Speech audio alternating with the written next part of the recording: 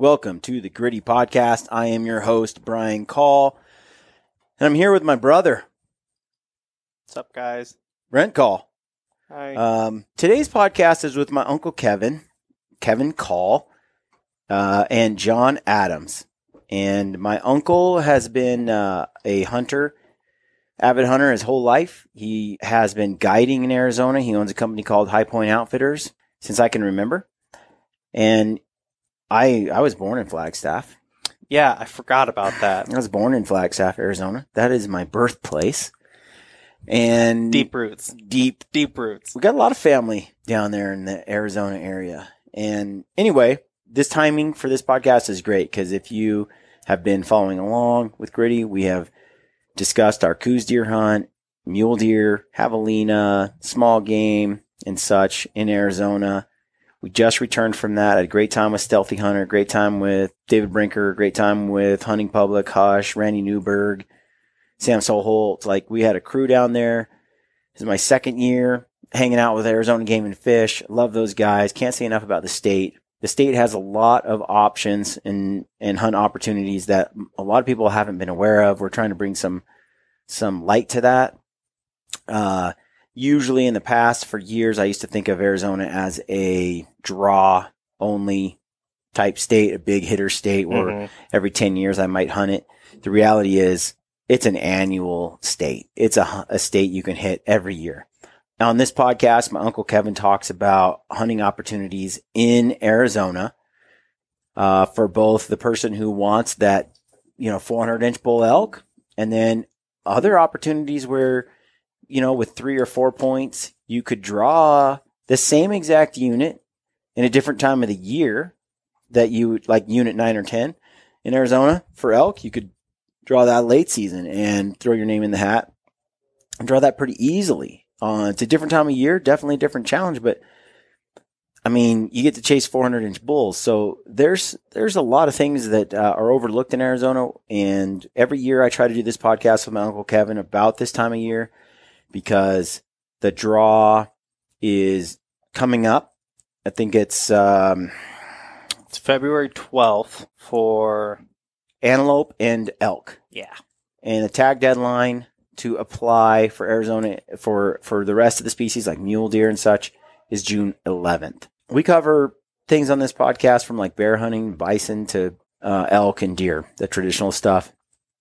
And we talk about how you can have more than one tag for the same species. Like you can have more than one deer tag, but you are allowed only one deer per year. And we get into that. We get into the cost of out-of-state tag and license, the average cost, and then a lot of hunt strategies and draw strategies. Check that out. Before we hop into the podcast, there was a question sent in by a gentleman. We get this question a lot, asking about blood tracking. So we're going to kind of give our 2 cents on blood tracking today, and hopefully you find that useful. Brent, you want to go over the question? Yes, it's from a gentleman named Jeremy Adler. Okay. Or Adley, I should say.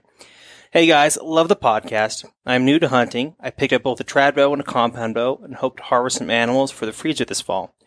Being new, tracking animals is foreign to me. I've heard Brian say in a podcast that he's good at tracking animals. Could you give some tips and tricks about how to track a wounded animal? Keep up the great work, Jeremy.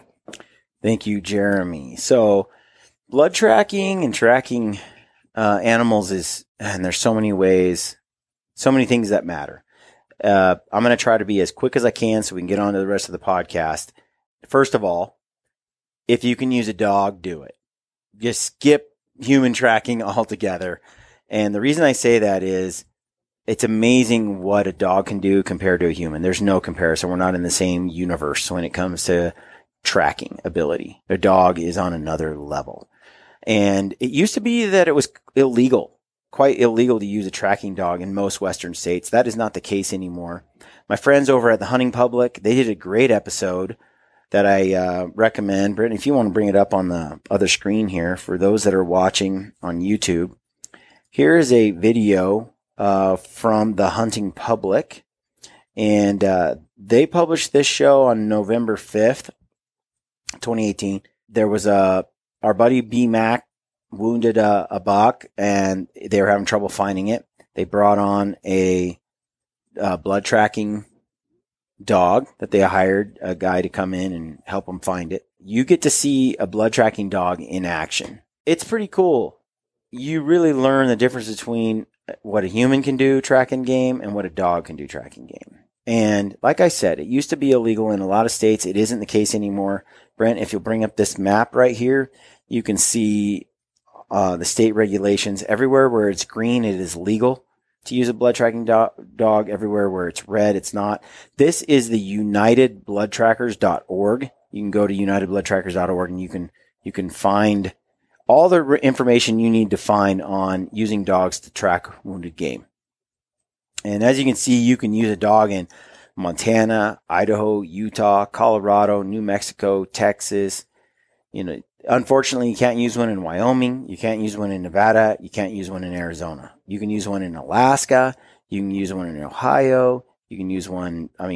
Most of the states are green, which is great because that did not used to be the case. And then if you come up here to resources on their page, I might get them on the podcast here at some point, but you can go to find a tracker and you can find a tracker in your area when you've wounded an animal and you can't find it. You've exhausted your own abilities. You can bring on a dog. All in all, I think it's a pretty great way to go. There's a couple websites. This is Field and Stream. They have an article. I'll have Brent put all the links in the YouTube video. If you go to briancall.com and look at our podcast, you'll find all our YouTube videos. And then on there, you can click on it and in the description, find the links. But this is how to train a blood tracking dog. It's actually, I just got done chucker hunting with Matt Davis and Jay Beyer. Mm-hmm. They both have some awesome dogs that tracked. I was like, hey guys, how hard is it to train your dog to track chucker and to do this bird hunting thing? And they said, there's some work that goes into obedience training on a dog, making it, a good citizen of the household and the family. But as far as actually training to do the work, it's pretty innate and there's not that much work involved in it. And I think I've heard the same about blood tracking. A dog that's built for this, it's just second nature, and they're very good at finding wounded game. So there's my take on the short and sweet of it. Get a dog. That'll help you a lot. That's out of the question, and sometimes it is. Everybody should have blood tracking skills. I use a lighted knock so I can see where the arrow enters the animal. I think that is huge. I don't know at this point why more people don't use them out west. It's your prerogative, but being able to see where an arrow enters an animal is huge. You got like 4 basic shots if hits on an animal. If you hit it in the guts, a lot of times that's a death sentence for the animal. It will die. It's just a matter of when. Does it die today? Does it die in a week? Typically, an animal that's been hit in the stomach, in the intestines, in the guts at all, will die of septic shock within 8 to 12 hours, sometimes longer, sometimes less. It's a horrible way to die. And often when hit in the guts like that, the animals do not bleed. You need to know where you hit the animal. That's step 1. And if you hit the animal in the guts, you need to wait. Because the worst thing you can do is go in after an animal before you've given septic shock. It's due time. And an animal hit in the guts, a lot of times it'll run a short distance and lay down. Won't bleed a lot for you because the guts kind of cover up the holes. The animal it will lay down and because it's in pain, and it'll sit there. And as long as it's not pushed, it won't leave. It won't get up and go anywhere. Therefore, in 8 to 12 hours, hopefully it's not far from where you hit it and you can find it fairly easily. Now, if you push in too early, especially, let's say, before the 8-hour mark, then the animal could get up especially in the first 2 or 3 hours, and it could just go for miles. And without a blood trail, without a dog, you're never finding it. At least not until the birds find it first or the coyotes or something else. So waiting the appropriate amount of time before you push in after an animal is critical. And I think a lot of animals that could be recovered are lost because guys push in too early after the animal. So that's one thing. The second thing is, so again, on the same note, if you hit it in the liver, they say it takes about 4 hours to die from a liver shot, sometimes more, sometimes less. Again, give it that 4 hours. The idea is there's some minimums, you know, a gut shot, minimum of 8 hours, a liver shot, minimum of 4 hours. At least then, if you push in and they're still alive, typically they're so badly off by that point that they don't run miles away. They just run a couple hundred yards and lay back down again. But if it's me and the weather permits it, meaning the animal, the meat will not spoil, I will give the animal as much time as I can and then go after it. If you hit it in the chest area or in a major artery, typically we're not having this discussion because the animal's fairly easy to find. It bleeds enough that you can get after it and find it. You have all the clues you need. And if it's been hit in an artery, it doesn't make it that far before it bleeds to death and dies. Now, if you hit it in the muscle somewhere, this is a situation where most likely if the animal is allowed to rest, it's not going to bleed to death. They get stabbed all the time. They fight. They get injured. They get attacked by other animals. They have a resilient ability to heal. As long as it's not in the gut area and there's no bacteria and such, usually if it's in a muscle area and they've been hit, they're going to survive it if they're not pushed too hard. But if you do hit one in the leg or you do hit one in a bone or you do hit one in something, you know, where a muscle where it's bleeding pretty good, and it's in the type of terrain where you can push it, you can push that animal until it gives up and you can get back and you can finish it off. Aaron and I have both been in that situation. Film I produced about Hell's Canyon during the open season with my buddy Anthony Spencer. It's a perfect example. It's a prime example of this. He shot it in the muscle, pushed it the whole next day, pushed it for 3 miles. Mm-hmm. It was hot. The elk hadn't watered the night before after being hit. Kept bleeding. Finally, it went as far as it could go, and Anthony was able to put another arrow in it. Most likely, based on the injury, the initial injury, had Anthony not pushed it, probably would have survived. Yeah. Probably would have just healed in a week or so and been right back at it. But there was enough blood, and we did have eyes on it, and we did push it until we ran it down. You can discuss and determine the ethics of a muscle hit for you and whether you're pushing it or not, how you want to do it. But those are kind of your hits, and then they determine when you go after the animal. Did you talk about types of blood that you might see after a shot? Yeah, so, you know, if it's a bright red blood, it's usually a muscle hit. If it's got bubbles and it's kind of pinkish, a lot of times that's a lung hit. If you hit it, if it's dark red, that's usually a liver hit. My Coues deer in Arizona, there's blood on the Instagram highlight video that's on my Instagram page. If you go there and watch the Coues deer hunt, you'll see that blood. That's liver blood. I mean, it just pops out. It's just burgundy, thick, red, dark red blood. If you hit it in the guts, it smells like guts. It kind of has a lot of like liquidy material in it, but you can smell it.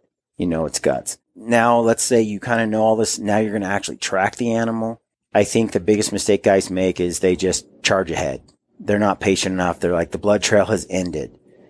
If you're methodical, if you're on your hands and knees, if you're picking up little spot by spot and following that trail, typically there's always a speck of blood somewhere from that last speck of blood to the next speck of blood. There's something there. You just got to see it.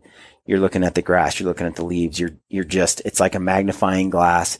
You're on your hands and knees and you take your time.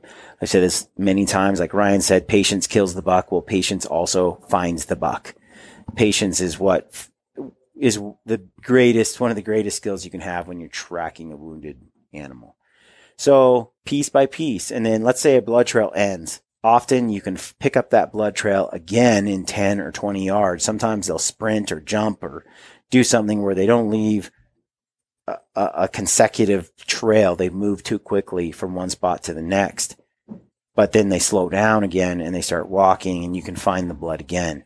I always usually bring tracking tape or something, or let's say we stick a stick in the ground or a rock on last blood And then from there, we kind of fan out as a group, but very careful. Try not to step on anything that would be a sign.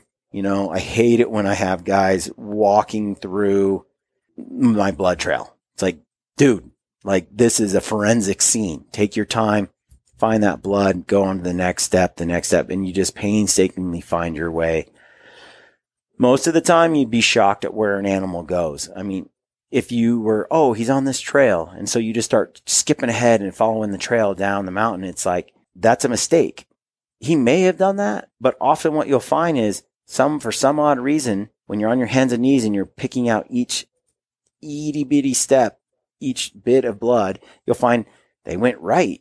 They went right, and then they circled back and went the other way. And here you are looking in the bottom of a canyon because you thought, oh, he went down to water in this thick, dark spot, and that's where I would go. And yes, you can use some of that deductive reasoning, but it's much better just to stay on the blood trail. Like a dog with a bone, don't give it up. Stay determined, dogged, stick with it, and take your time and just keep tearing that blood trail apart. And actually stay on the trail. And that trail is like a little bread of crumbs. It will take you right to the animal. The only time that's a problem is when the animal actually stops bleeding. And in that case, at some point, if you truly cannot find blood, things can get pretty bleak. And at that point, you know, again, you're fanning out. And it's funny, at times I've been on trails where we have picked up blood 200 yards from where the last blood was. And we're like, blood. And then it's obvious again. Determination and patience is where it's at. And you see how deficient we are when we do this, when you compare yourself to a dog and you see a dog in action. It's like, why do we even bother? Why don't we all have a nice little puppy that we can just take with us to and find they're not big trail? Dogs for the most part. No, a lot of these blood tracking dogs are like little dachshunds, like wire hair dachshunds, or these little they're a lap dog, straight up. Yeah, they're little. A lot of times, some of these are like a beagle or something. They're a little intense. Some of these bloodhound types, they can be a little high maintenance when they're not actually blood tracking. Mm-hmm. So that's why I would say, you know, when it comes to breeds, you got to find one that's going to suit your home life and your tracking life. But I think a dog is invaluable. You know, if you don't want one, talk your buddy into getting one. I was going to say, man, there's got to be some sucker in your life you can give. Your buddy give your buddy a dog. He's not going to say no. Yeah. Let him train it and use it, and then you bring it on the trips. It's funny, I was hunting with Bart Lancaster a couple years back, and he turned to me, and he had a few dogs that are just phenomenal, and he's the one that Aaron Snyder just returned hunting with. The predator management and stuff. Bart told me, he goes, Brian, do you know how many bears we lose? You know, bears that have been shot that we lose. Do you know how many there are? You know, meaning like a wounded bear. How many wounded bears do they lose per year? I'm like, no, how many? And he's like, none. We have dogs.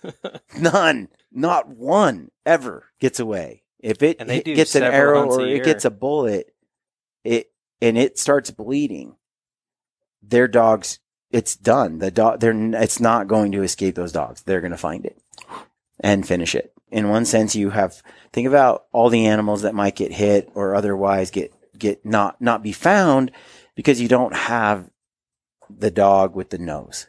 Anyway, thanks for sending in the question. It's kind of a long explanation, but I hope that is helpful. In the meantime, I hope you enjoy this podcast with my Uncle Kevin. He is a tremendous resource. He is always willing to help and has been since I started Gritty. Mm-hmm. I appreciate that about him. If you have questions about Arizona, if you want to figure out your own draw strategy, you can give him an email, and he mentions it in the podcast today. Send him an email. He'll answer your questions. He'll kind of point you in the right direction. If you do want to hire him to do some stuff for you, to do some guiding, he has various price points and packages. Super awesome, super reasonable, where he can do like a scouting package for you, kind of tell you, okay, these are the areas in this unit where we're seeing this animal and that animal. This, they're here in the evening, here in the morning kind of thing. Or you can do one-on-one, or you can do a fully guided where they bring, the whole camp kit and caboodle and the food, and you just show up and hunt. So you can hire more than one guy. He said you can have 5, 10, however many guys you want to hire. Yep. And you don't have to draw a tag in Arizona to work with Kevin. They do some hunts that might take 20 points to draw, but there's a lot of hunts you can do just over the counter, and they can guide you on those as well. So if you're looking for an excellent resource for a Western hunt, looking to go to Arizona, my Uncle Kevin is a stand-up resource that you can look into. So with that, hope you enjoy the podcast. Leave us a comment. Let us know what you think of the show. We really appreciate all you guys that are tuning into the Gritty Show, Gritty Podcast. And if you're coming to the Western Hunt Expo, we have a movie premiere. We're showing a movie night on Friday, February the 15th. Chris Spieler and I are doing a workout Friday morning. Sign up for that. You can do that too. Cameron Haynes is doing a 5K on Saturday. I'll be going to that. We run a 5K here in Salt Lake City. Other things going on as well. Go to mountainops.com/hunt expo to get information on all those events and to sign up, get tickets and so on. And hope I see you at the event if you can make it. And as always, stay gritty. All right, folks, welcome to the Gritty Podcast. I'm in Flagstaff, Arizona on my way back from we're not in the Sonoran Desert anymore. Oh, no. No. That's all. What desert is this? High mountain? Or is this just Flagstaff? We're in Flagstaff, 7,000 feet. Yeah, we're no longer in the desert. Welcome to Ponderosa Pines. Yeah. It's snowing outside right now. And you do have elk, and I almost hit one last night on the road around midnight as I was pulling into town. There's a sign out there on the highway that says, watch out for elk for the next 30 miles. 100 miles. It seemed like there was, like those signs are everywhere. So I drove into town late last night. I'm here in Flagstaff at Uncle Kevin's house, Kevin Call, and I'm here with John Adams. We're going to talk Arizona. We kind of do this every year, right? Annually, we go into tags strategies here in Arizona, and it's very apropos because I just came back from a Coos, Coatimundi, mule deer. There was a lot of mule deer down there. Yeah. Yeah, we did ask to see your Coos deer. We wanted to see proof that he shot one with a bow because it's super hard to shoot one with a bow. And what did he say, Kevin? He left it. Look, okay, I know this probably is going to freak some people out, but I did. I left it there. Your very first Coos deer, right? Very first Coos deer. And with a bow, which is super hard. Yes, but I have and you just throw photos it back and in the video, woods. And I left it there for nature. Yes, so Snyder does it all the time. Aaron, right? So that makes it okay. I'm just saying, he has that. He's over the last year or two. I have been wondering what I'm going to do with all of that stuff. Because I don't want to mount it all. You don't want to have Kevin's garage. Yeah, like Kevin's garage. It's just a bone. Yeah. It's just a bone mountain. Bone mountain, yeah. And that's okay. I like having a very But you're first of any species. I all right, look, guys. I don't know. I like to keep that stuff. It will probably be there next year. Oh, okay. You'll pick it up. Okay, I'll pick it up then. Okay. I know where it's at. Yeah. Unless some animal grabs it and hauls it off, which is probably going to happen. But look, I've gone to not keeping a lot of the antlers and skulls of the animals I hunt. Just kind of move toward that. Some I do, but I got all the back strap and the quarters in the back of the truck. Gonna put that on the wall. I'm gonna put a photo on the wall of my first Coos deer. All right. Yeah, but yeah, I don't know. It's an interesting thing. I can see that with as many animals you're stacking up. I can see whatever. Yeah. You go into Kevin's office though.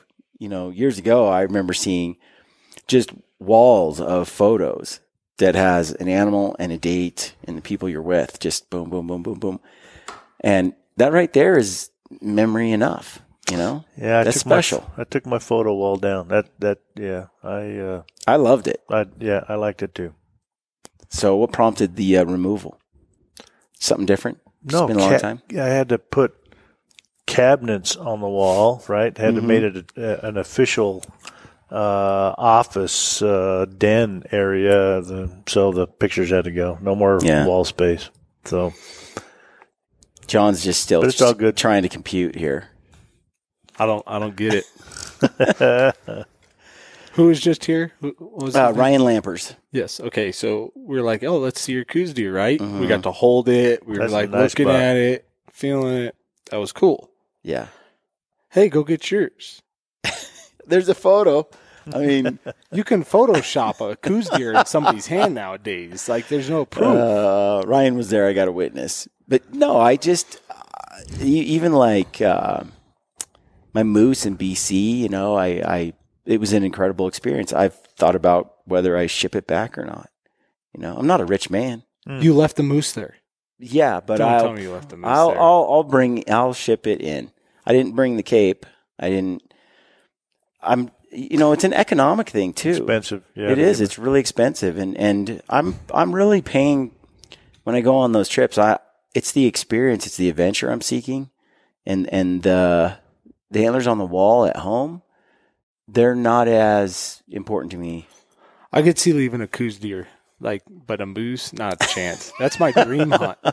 That's my dream hunt right there. Is a That's where you moose. draw the line. Yeah, no, for sure. Yeah. I don't know. It's 60 inches versus 6 inches. I mean, that's Where do you even put it, John?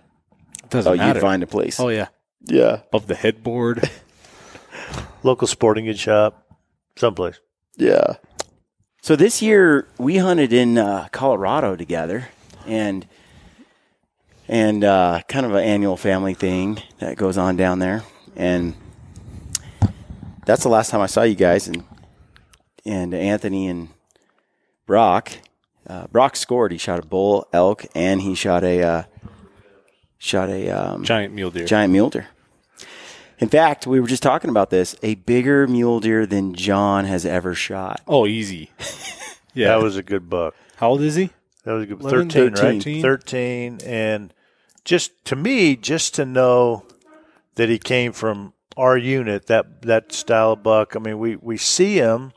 Anyway, it was just awesome to be able to kill him. But to have that be his first mule deer, that's pretty incredible. Mm-hmm. Good for him. That buck was old. Good buck. He's old. The audio of you guys figuring out how to kill him was hilarious. Yeah. What was it like? First, it was a small buck, or it was a good buck. A decent buck. And, it was a decent buck. And Yeah. then it's like, oh, we should kill that buck. Well, yes, it was. then I was figuring like, out is that how the, to I kill said, the is that the same buck that we were just watching? Because I skylined and saw him, and I thought, whoa, that's a big deer. And then I saw him again at another angle, and I'm like, maybe my eyes just played a trick on me. So Anthony grabs the phone scope and the spotter, and he throws it up on the mountain. He's like, oh, and Anthony's way more attuned to antler size than I am. Well, he's very conservative too. Yes. Yeah. So when it turned its head and looked down the hill, and I saw the sticker off the right, and I saw the width of the rack, I was like, whoa, that's a stud. And I had been seeing a lot of bucks all week that were probably 140, 150 that I would take, you know, and then to see leave the rack there. Probably, John. And then to see the size of this one, I was blown away. But he'd been shot in the back, or either shot, or if you look at the video on the skyline, you can see his spine right in the middle of the back. It goes up and back down. Well, I didn't notice it. And it's hunched, and it's really sharp V-shaped, and it looked like he got shot, and the bullet went right through under the spine, and through right in the air pocket, below the spine. And it had a hole in each side, and the fur had sort of combed over it a little bit. Wow. But it was leaking pus and stuff out the top. So this year, he got hit this year? Like 2-3 weeks earlier, or a week earlier, maybe. So he probably got shot during the second season. We were there third season, so he could have got shot second season. Wow, Yeah. I didn't know that. Yep, shot right under the backbone. Didn't spine him. It was close. He's obviously fine. He's pushing does. Yeah, he's kind of rocking as he walked a little bit. And then I saw him trotting and chasing does, and then he go back. It's, how those old deer are. They're busted up, and they're like, oh, I'm old, and he kind of walks. But then as soon as another buck comes around that he needs to run off or a doe steps out, he's like, he's fine. What, me? I don't have a scratch on me. I'm fit as a fiddle. They start prancing and acting like nothing is wrong. Then as soon as no one's looking, they're like, oh, my back. Oh. That's what you saw. It was pretty wild. Yeah. And then he had another wound. Is he getting shoulder mounted? Yes. Which Anthony, you give me crud. Like, I think Anthony has kept every single antler from his kids and himself somewhere, like Kevin in the garage. There's a bow empire out there. But awesome. I would say that Anthony is probably the fewest mounts of any of my friends, besides Ben. But Ben's just too poor. But Anthony, he's too cheap. So totally different motivations there. That's awesome. But yeah, it's funny because he's like, should I get it mounted? Should I not get it mounted? Should I get it mounted? I'm like, Anthony, yes, you should mount that. Oh my it's gosh, just like, if he doesn't, because he's thinking about, and it's just such a beautiful deer. Oh. He's gonna have the same story as Kevin. Oh, I shot that buck when I was 18, and I haven't beat it since. Yeah. 191-inch buck. Wasn't that what it was? 191, something like 192? Right in there. Yeah, 190-plus buck. Man, you put him on the wall. Yeah. He's in, we could talk about this whole, it's such a interesting thing. I come into your house, some of these mounts, like that 36-inch wide mule deer, I've been, which I should just show it on the camera here. Here, I'll grab it. Yeah, check that out, folks. Look at that mule deer. Yes, crazy. Weak. So, yeah, I'm gonna beat that sucker this year. Yeah. So it's a very, for me. Is that good right there, Brian? Yeah, that's good. For me, I feel like putting the, I get immense pleasure out of walking in here and looking at the mounts you have on the wall here. And I look at it more as a sign of respect and admiration for the animals than anything else. To me, all of it just means, you asked me about this non-typical buck here. And to me, it just brings back all the memories. Knowing exactly who was with me, who, how we killed it. You can just replay all of that back in your mind. I suppose you could do that without a mount, but the mount, is front and center, reminds you constantly what it's all about. So to me, and I enjoy looking at them. And fortunately, Deb lets me, decorate the living room. So. Yeah, my wife will not have any of that. Mine either for a long time. And then all of a sudden last year.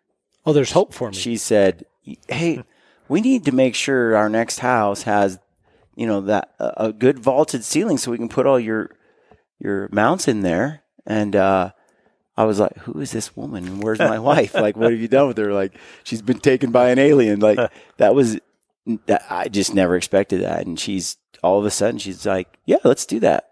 She's totally fine with it. I think if you're in a community that understands. I don't know, if I lived in Scottsdale or whatever, I probably wouldn't. But, our community here, everybody hunts and enjoys it. Actually, and we built this house with the idea to be able to have some mount space. But I don't know, it suits us, and I enjoy looking at all the different species. Yeah. So mine are out in the garage, which is a fine place, really. Like my last, the house I'm in now, the garage is like my man cave. And as we're shopping for a new house, because we're just renting where we're at, I have, having a garage that's just kind of yours do things with. Mm-hmm. I care about the garage more than the house. Right. You know? That's why John built a garage and didn't build a house yet. Yeah, he built his garage first. Yeah. Yep. That's a smart man. Smart man.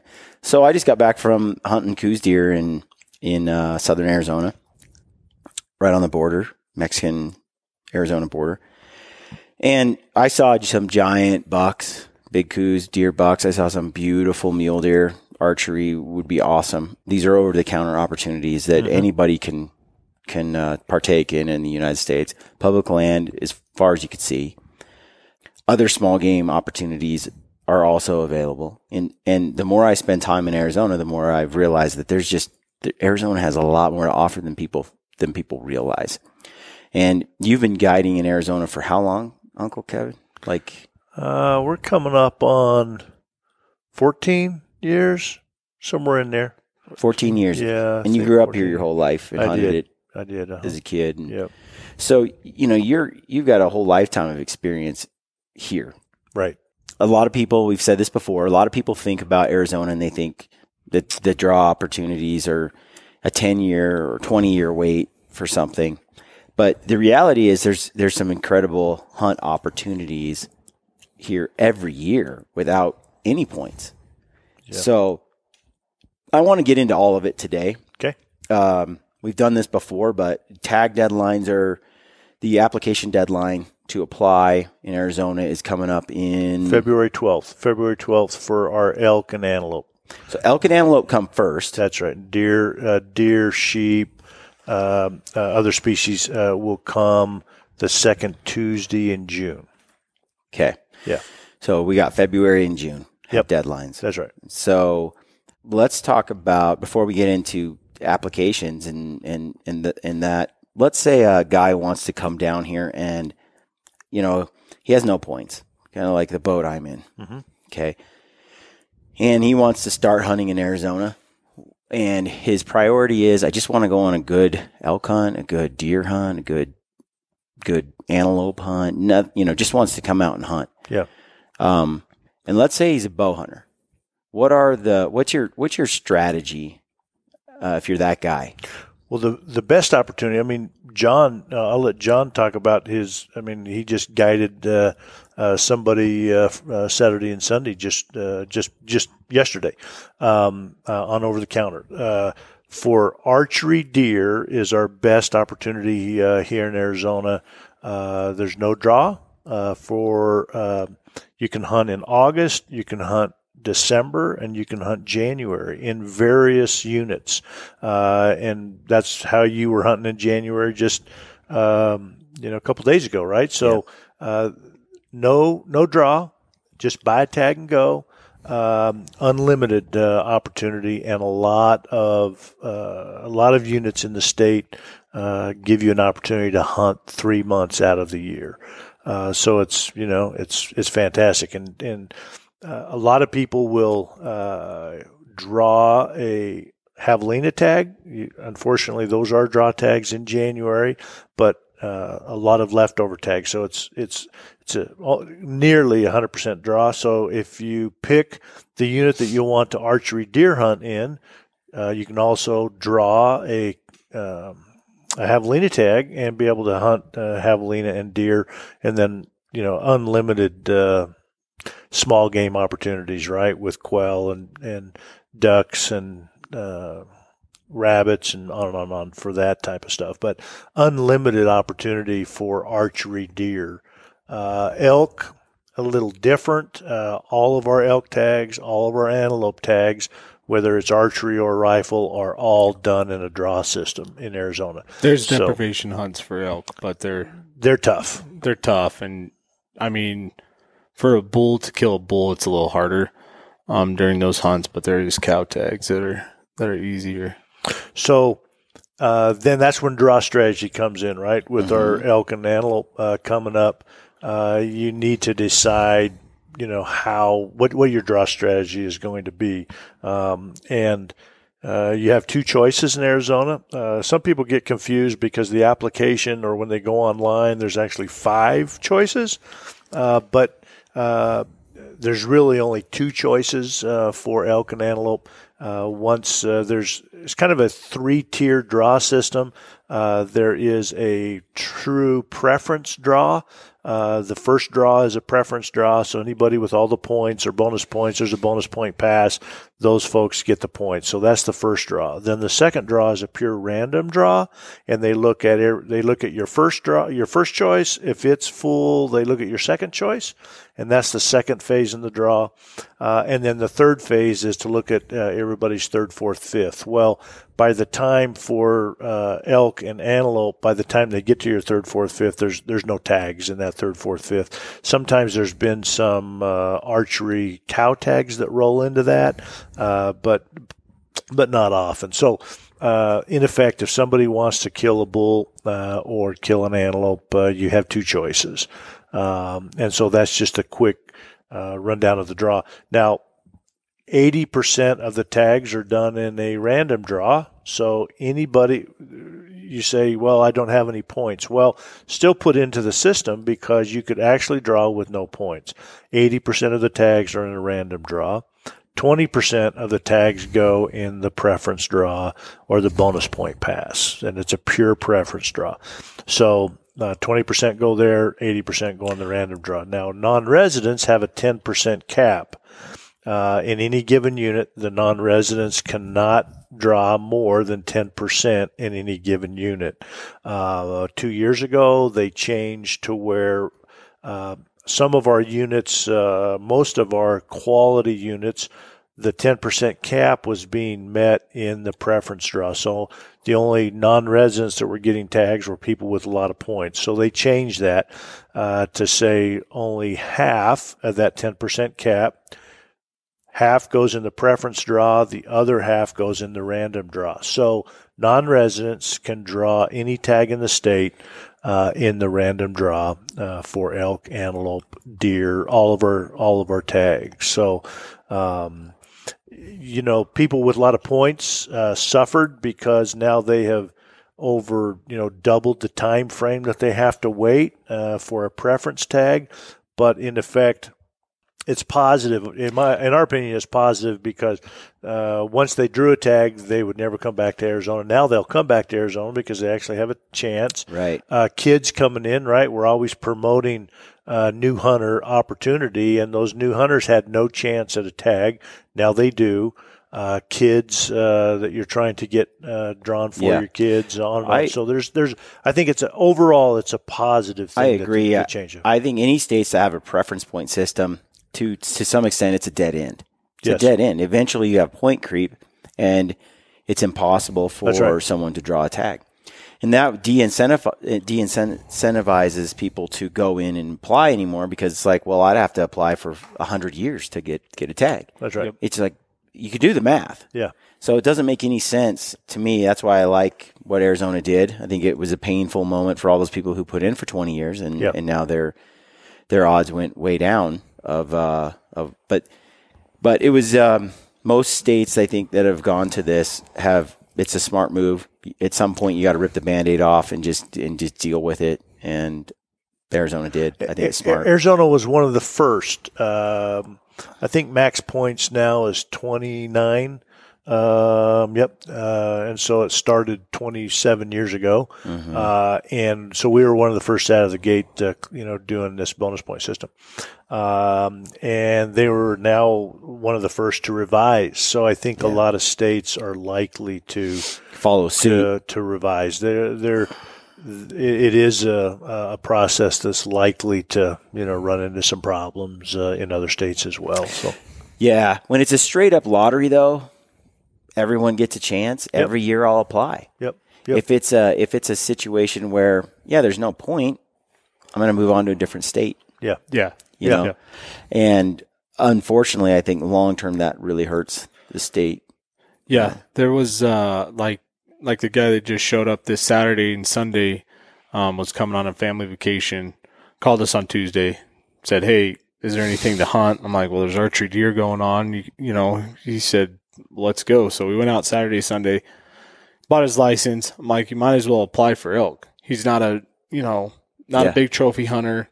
2-3 years, 4 years, you can have a bull tag. You know what I mean? In Arizona, never applied for Arizona. He's like, sweet.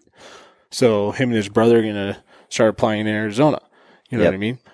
And it all came from just a family trip, and now he has another state that he can hunt. He's never hunted it before, and he has potential to see. I mean, so on Saturday he said he's seen more deer than he's ever seen in his life, and the guy's been hunting his whole life. Oh, dude, I saw so many deer every day. And I think we're spoiled because I was like, I mean, we saw 80 deer Saturday and 3 bucks, I think. Yeah, we'd see 20 to 40 deer in a day, coos deer and mule deer.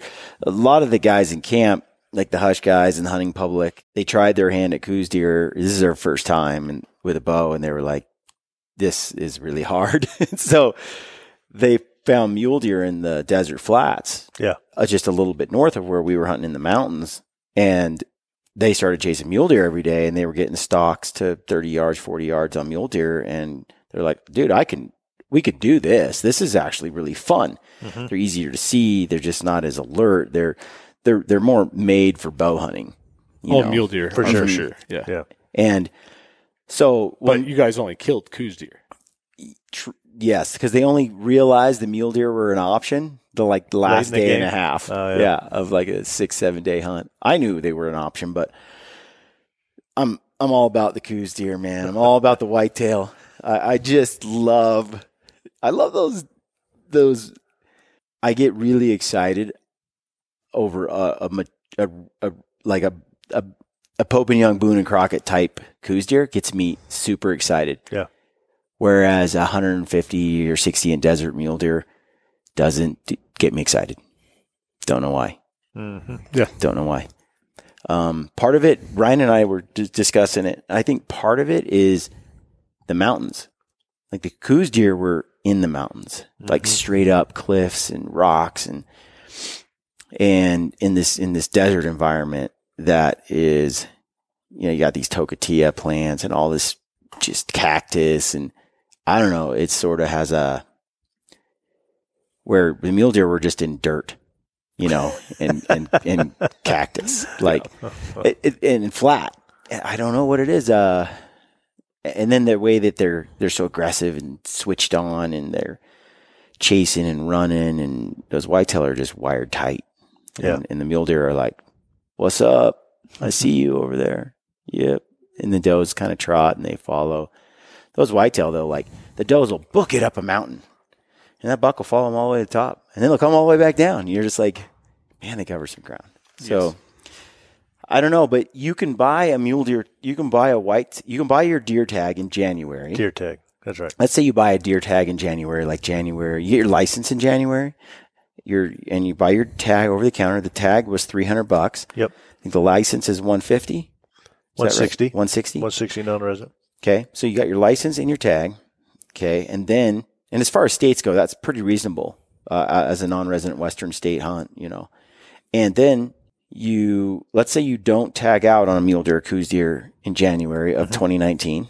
Right. Let's take like this year, Randy Newberg didn't tag out. He still has a tag to hunt Arizona deer in August. Yes. And again in December. Right.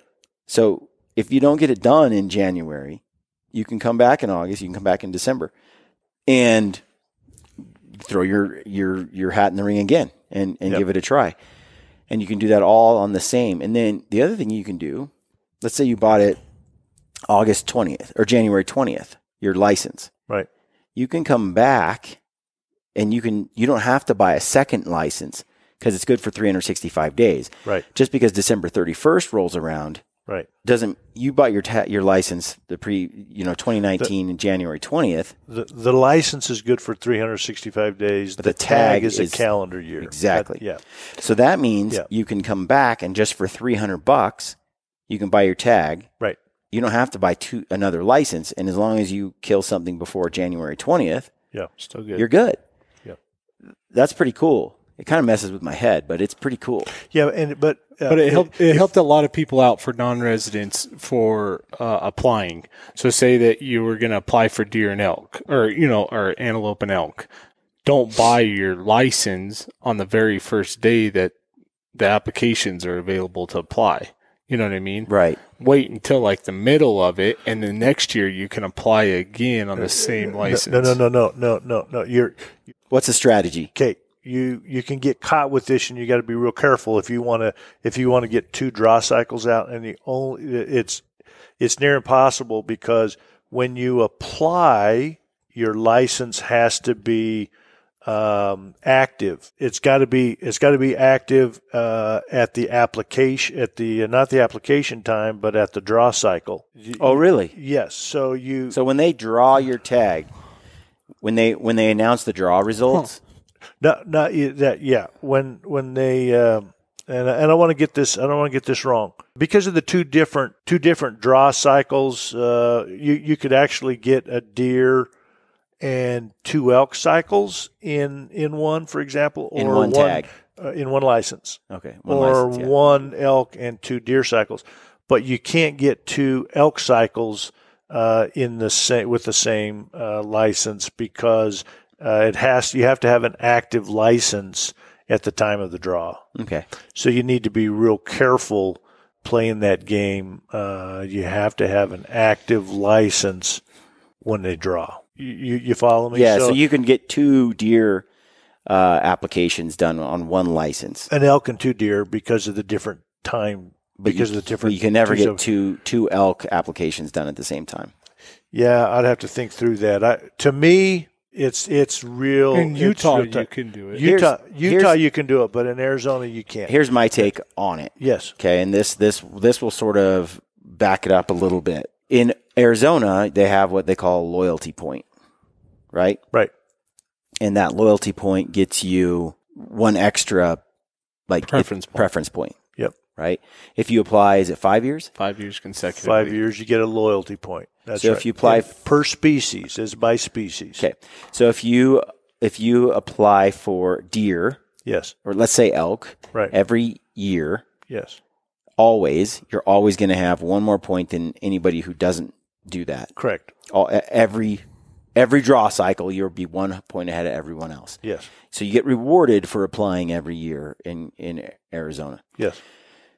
Secondly, you can also get another preference point that you keep forever if you take the archery hunter safety course. Just archery, or the safety course. It's a hunter safety course, and it's good for all species. That's right. Yes. If you get rewarded for taking Arizona's hunter safety course as well, yes, where you get a permanent preference point for lifetime. Yep. Right. For life. So, in theory, a guy can come to Arizona once he does those 2 things, as long as he applies every year and he has this hunter safety course, he has 2 points going into every draw. That's right. Yep. Right off the bat. Yep. Then, each time he doesn't draw, he gets another point. So, let's say, my question to you is, before Arizona switched it up and made it so that it's just an 80% random draw, 80% of the tags are allotted for just a straight up lottery. Mm-hmm. Yep. It seemed like preference points had a bigger role in whether you draw or not.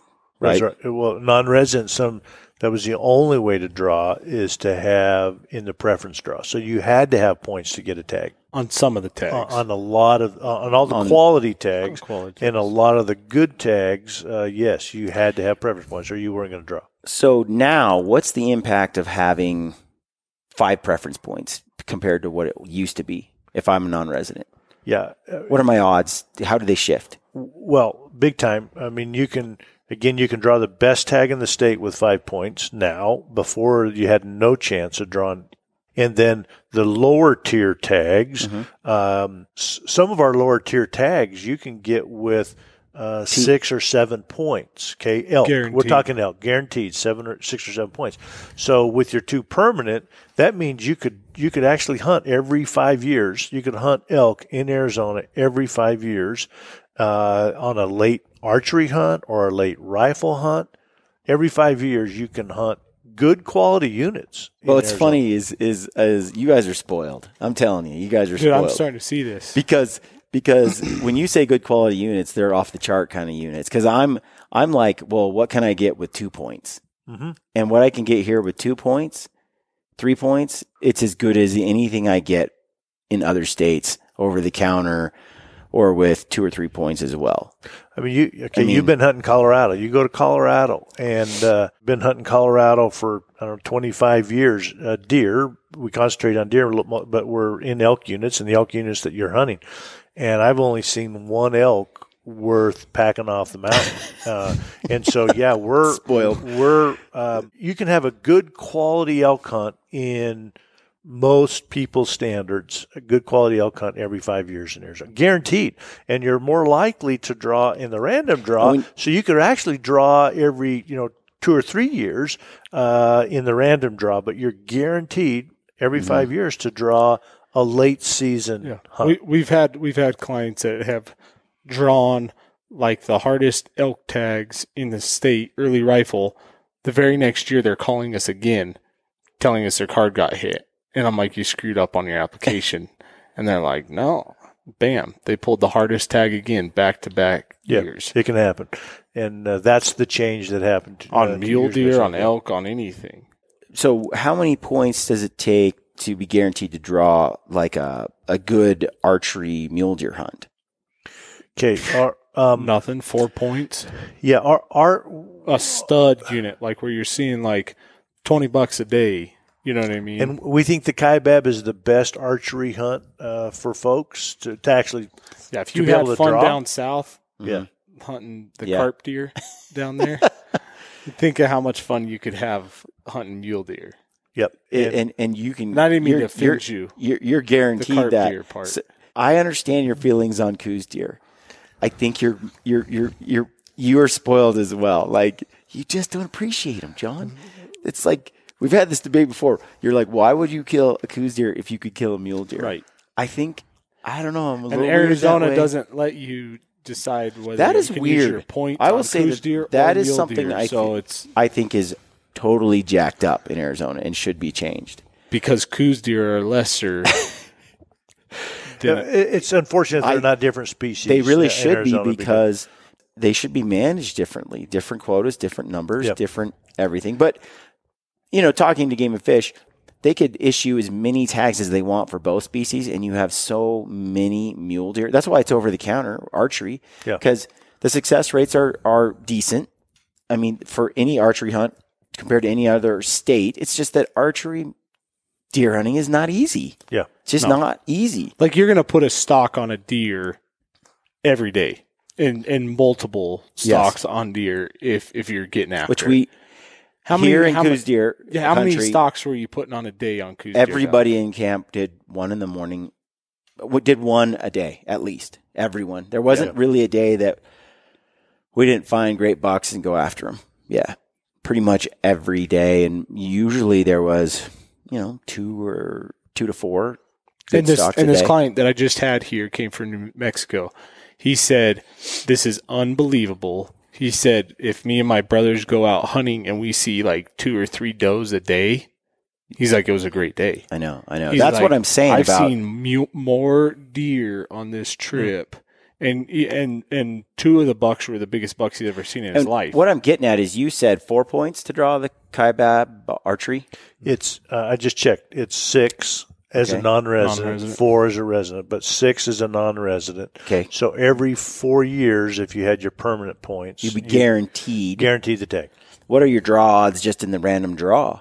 Probably around 25-30%. Depends on how many points you have, right? Because the more points you have, the more chances you have in the random draw. So it's hard to say what the exact draw odds going in with no points. But. Right. So if you went in with 2 points because you got the loyalty and you got the hunter safety point, you're going in with 2 points every year to that draw. You have slightly better odds of drawing. I would say probably 10%. With 3, you're like 20. I mean, because of course it's rationing up because you get to 100 right when you hit 6. Right. So yeah, that's so with 3, you're probably around 40% or something. And so let's say I put in for that hunt each year, right? But I don't draw.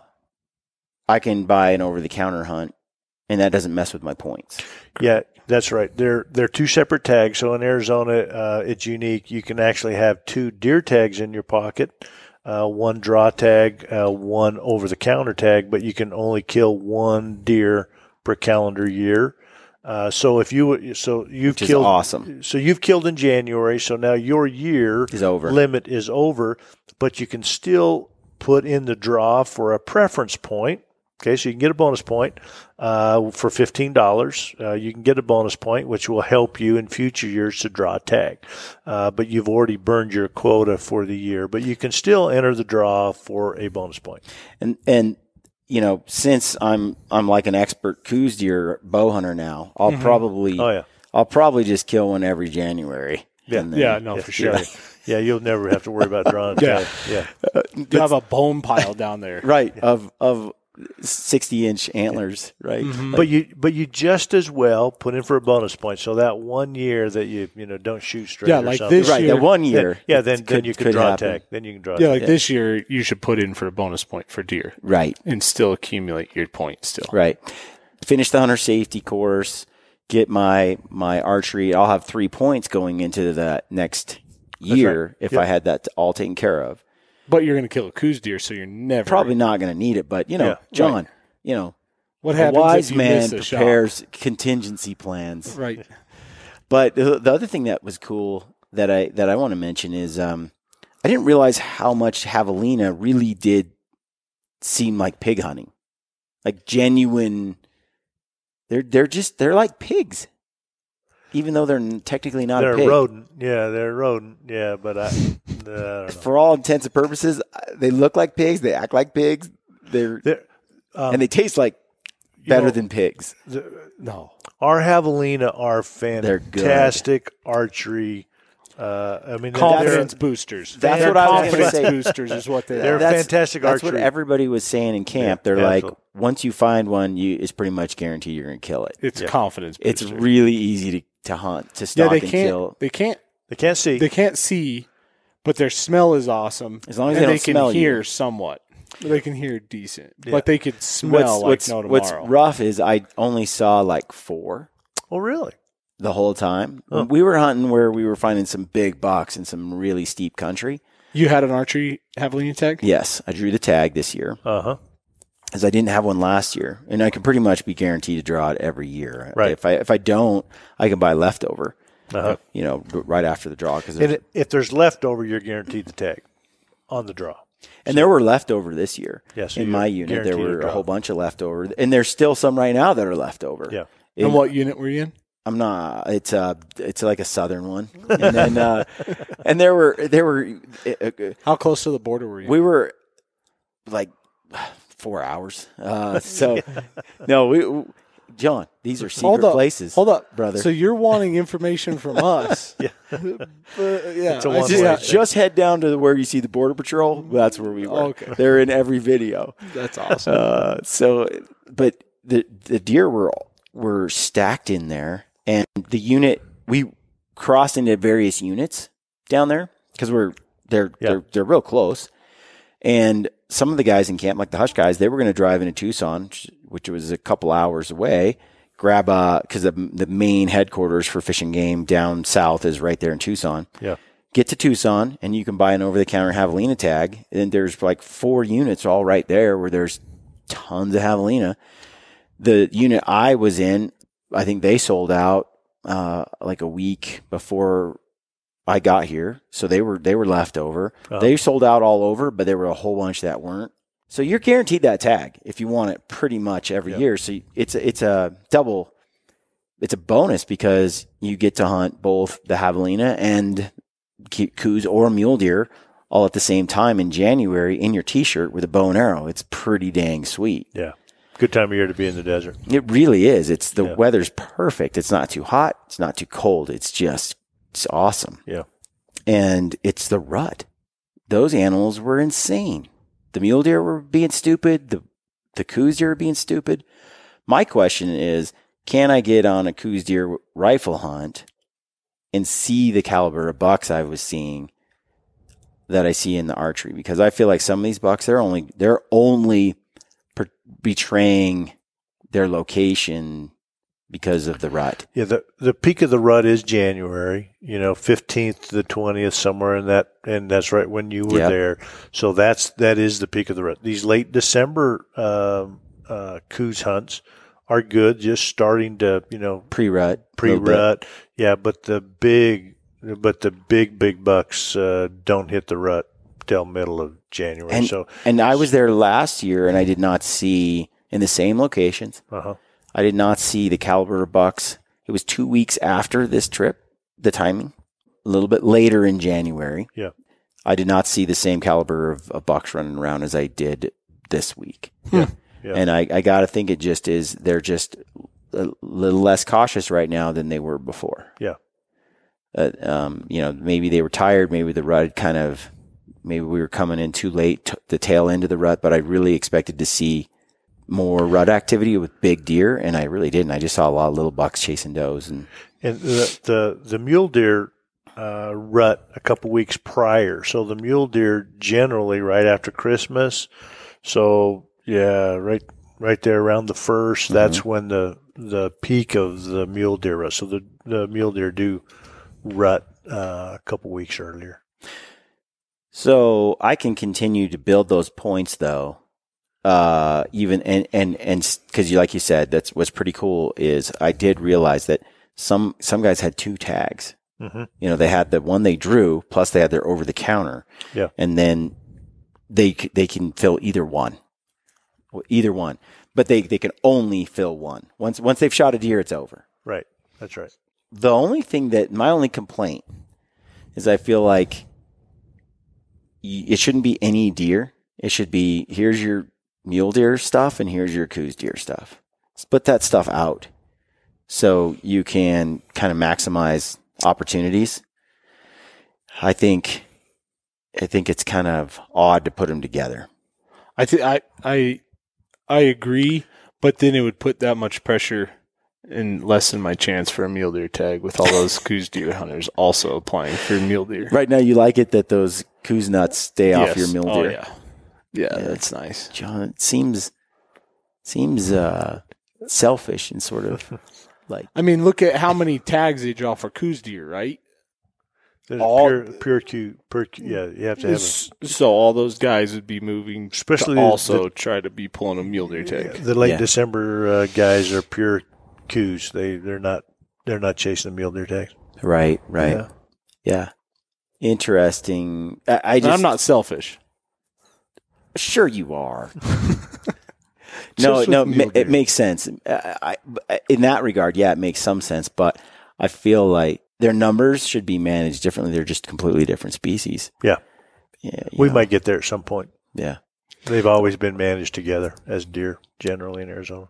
Yeah, in Oregon you have your blacktail and then you have your mule deer, and they're managed east and west is kind of how they're managed, but by doing that boundary, you're also managing by species. Oh. There are no mule deer in the Willamette Valley. So you're when you draw that tag and they handle that tag, it's for blacktail. Interesting. Okay, we've talked a little bit about that draw strategy for getting points and applying in Arizona, how the odds work. Yep. Okay.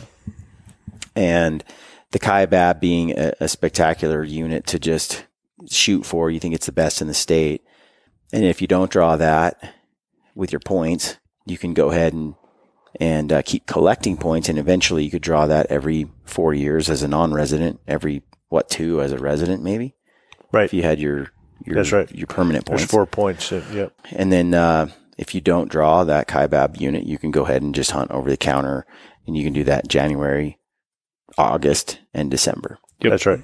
So pretty awesome opportunities in Arizona. And it seems to me, from what I have seen, every one of those hunts over the counter, even, you're into deer every day.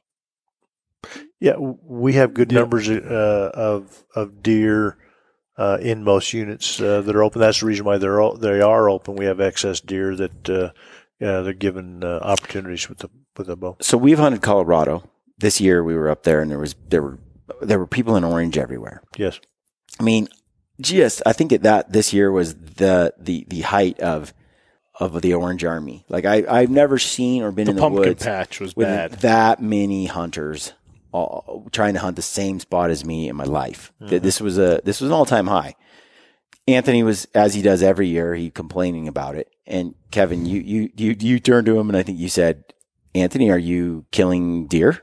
And of course, Brock shot a 190. You killing elk? Yeah, you shot great, 6x6, 5x5 bull. Then shut up. You're into it. But I got to admit, like when we were hunting coos deer, Ryan and I and David Brinker, we kept driving around until we could, we actually didn't run into anybody on weekdays, but on weekends, it was pretty crowded actually in a few locations. Mm-hmm. Pretty darn crowded. I didn't like that. And so when you're buying these over-the-counter tags, I know from where we were at, it was pretty easy to find places to chase coos deer where there were no people. Is that the case here, like in the Kaibab? Absolutely. Say August and December? Yeah. Yeah, I mean, how many people did you see? On late tags, that is managed. The Kaibab is managed for more age class. They're starting to manage it for. So you have to draw that one. Yes. Yeah. What about your other over-the-counter units then? And then there's like late rifle elk tags, late rifle deer tags. Those are pretty much our only populated hunts. Okay. Where there's too many people. The rifle ones. They're usually November, December hunts that there's too many people. And they issue way too many tags. Okay. But in the beginning of the year, the draw tags, there's less people. And we have a similar situation as you've experienced down south. Of course, people are hunting on the weekends. The weekends are busy. If you stay away from the weekends, if you have an opportunity to stay away from the weekend, you can get a lot better quality hunt. Yeah. And our hunts are, and we're jumping around a little bit, but our let's say our late elk hunts that have a lot of tags, sometimes 400 or 500 tags in a unit.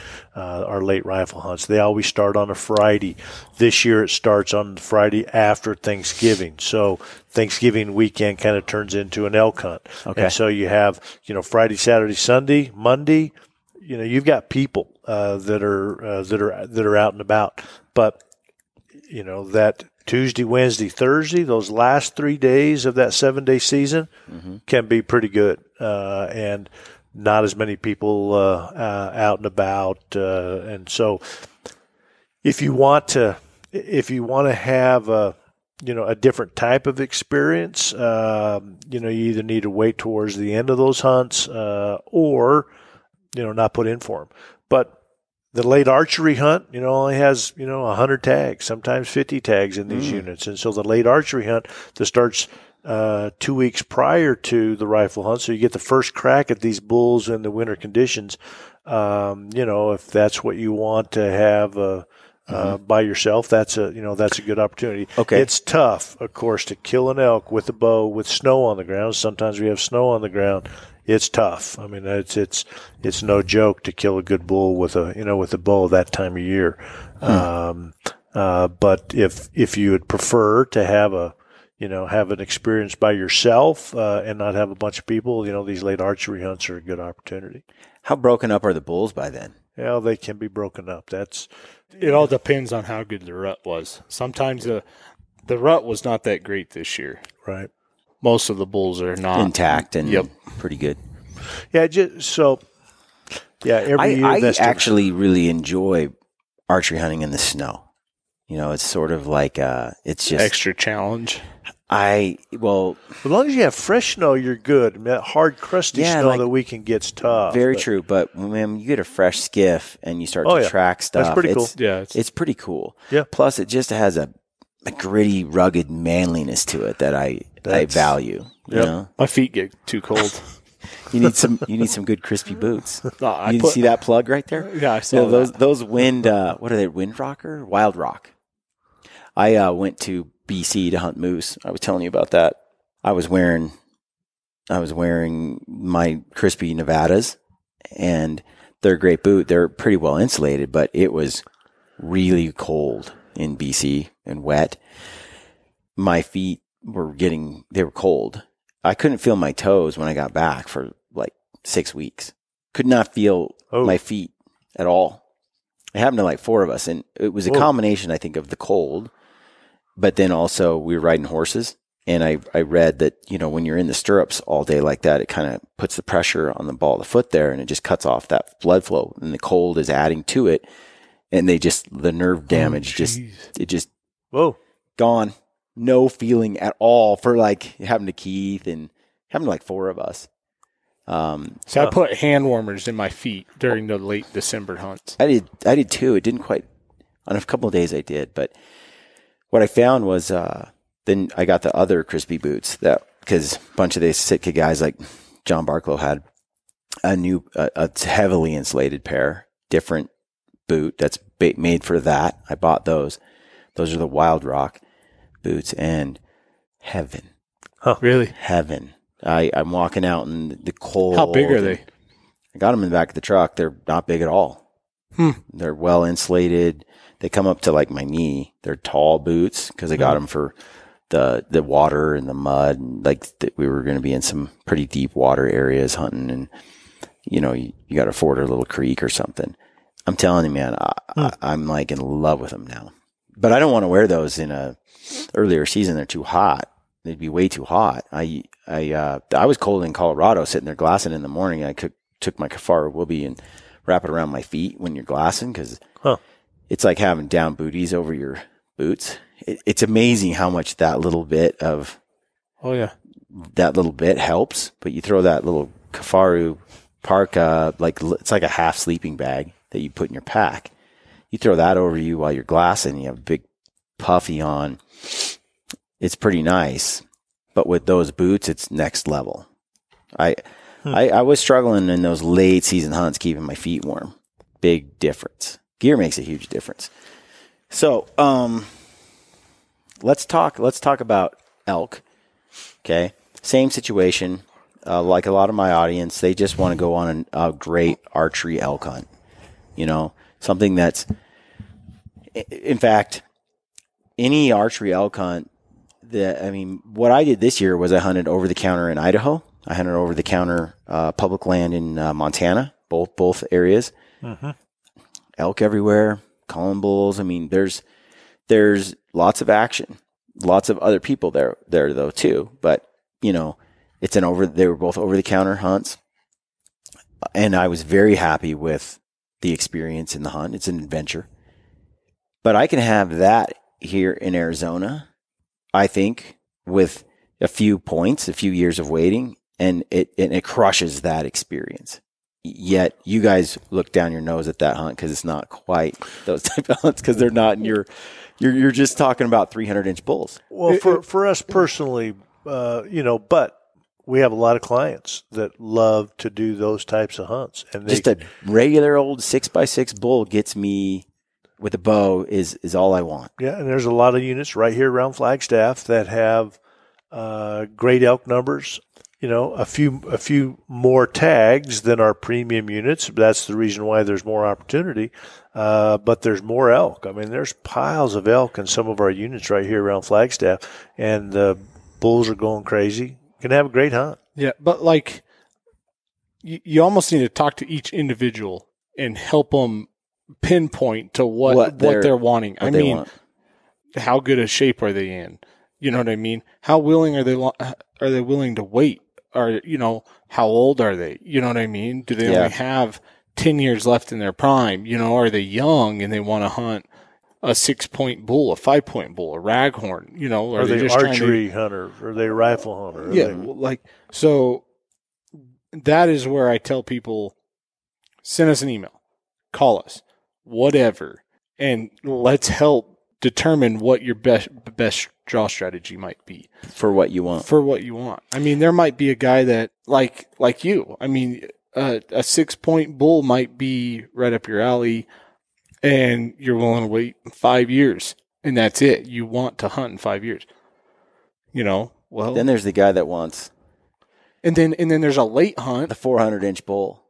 And then there's early, there's people that are willing to hunt with a rifle. There's people that are strictly archery only. Right. There's so many different ways to put people in. And some people use Arizona as their, home run hunt. They'll hunt. Yeah. They'll hunt Colorado. They'll hunt, that's New kind of what Mexico. Anthony and Ben are doing. They basically are just using Arizona as their home run place. They're just collecting. Yeah, so you really need to know what their, to help them, what their draw strategy is. And units change every year, right? 10 years ago, Unit 9 was the top of the class. It has slipped. And 10 years ago used to be a great hunt for people that just wanted a 6-point and 7 East. Yeah. You know what I mean? Yeah, it changes all the time. And now it's no bueno. You know what I mean? So what's a good draw strategy for myself? Like, I just want to come out and hunt. So tell me what you want. Tell me what you want. How many points you want? I got 2 points. Archery hunter, rifle hunter? Don't care. Okay. And you got 2 points.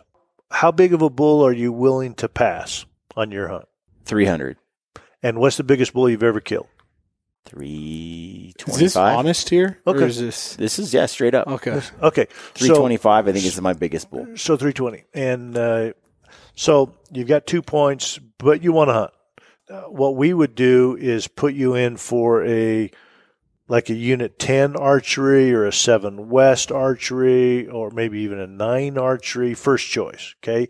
You have 2 choices. So maybe a 1 or a 27. Or a 5B North archery. Yeah, we like 5B and we've done well. It's a little easier draw. So we're looking for units for your first choice that are better than some. But then your second choice is where your draw odds come in. And you want to be able to play the odds if you're ready to come. And so what units can we go into that second tier to give you the best draw odds, but still give you a hunt that you're willing to come to Arizona for? So then second choice, you might, flip into a 6A or a 5B North or a 5B South or your late archery 9 bull tag that is gritty. You know what I mean? Yeah. Like that would be a stud choice that probably takes you're for probably 50% chance to draw that tag, honestly, with 2 points. Yeah. And you're hunting the best unit, it's the hardest unit to draw in the state is the Unit 9, but you can hunt it for a late archery bull tag that not too many people have, go for. And you could go in there and you're chasing the same caliber of bulls. Different time of year and conditions. Yep. And like on that hunt, you pray there's 0 rain. Yeah. You hope there's 0 moisture on the ground and you can find some little niche honey hole, like water hole that the elk, that's their only place. And then that hunt will be better than an archery It's interesting September hunt. You see what I'm saying? Yeah. That people wasted 20 points to draw and you drew it with 2 points. There's plenty of little niches that every single person, like you were saying, like not too many people want to hunt a late archery tag. They don't have what it takes. They don't, what I mean? And that's something that's what trips your trigger. Like watching Ryan Lampers do hunts like this, where it's snow and it's late season and it's this kind of hunt that he would do. He's uncanny. He will find the animals. He just does. Yeah. He'll find that big bull and then he'll slip in and he'll kill it. And it's like learning from that and watching someone do that. There's those opportunities where there's a lot of people who would go out there and not see a single elk the whole time. Right. But I feel like at this point where I'm at, that's the sort of challenge, that's the sort of hunt I want to try and have, Yeah. And you might not be doing that when you're 70 years old. Oh, absolutely. This hunt you're talking about is what are it's late season. What are those dates? Right before the late rifle elk hunt. Middle of November. Okay. Yeah. Mid-November. So you get in there before, the people are going in with a rifle. Yep. And you can draw that but I just said 9, but there's also that same hunt in 7 West and Unit 10, 5B North. And I don't the know thing how about many other that that's ones have pretty late cool rifle or is late archery, but you're in those kind of hunts and you're doing your thing. It seems like I like the idea myself of being able to repeat a hunt every couple of years and really learn an area, right? And get familiar with the animals in that area, opposed to the draw it once every 10 years kind of hunt and you just kind of go in. I like going back to places I've been before and learning and learning and learning. You know? No, I mean, I took Keith on that same late archery 9 hunt. He didn't care. He just wants to come hunt elk. He loves archery hunting. And I was like, well, dude, we're going to see bulls every day. Like, that ain't a question. Your stalks are going to be tough. They're not going to be on your side. I don't know how many shots he took during that hunt, and he was blaming himself for missing. Like, he's like, oh, there's no reason I should have missed that shot. You know, he could have had some great bulls on the ground, but it was, but he had opportunities. Yeah. You know what I mean? That's all you can ask for are opportunities. Yep. It's the same shot as it is in November as it is in September. It's the same broadside elk, 350 caliber bull. It's just you might not be able to feel your fingers sometimes. Right.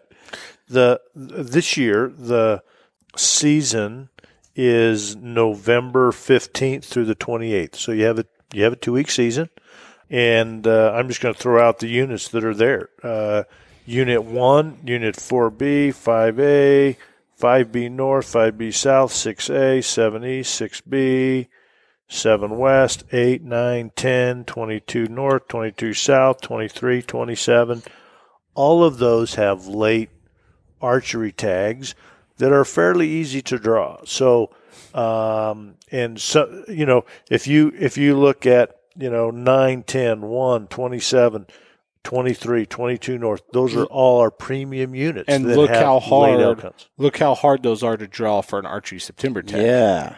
And then take away the bugle, and you can draw that tag every few years. Yeah. Because they're like, good luck. Yeah.